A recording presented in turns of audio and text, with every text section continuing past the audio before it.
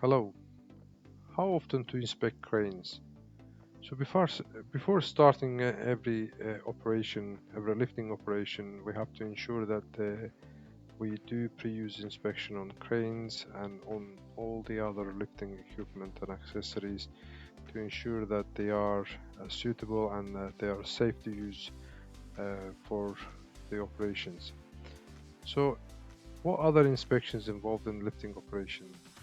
There are other third-party inspections required by Lawler and by different standards, uh, especially for cranes, that they must be inspected.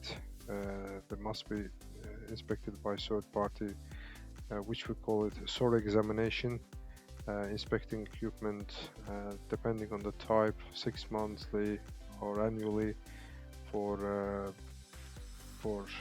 visual inspection, so to ensure that they are safe to use.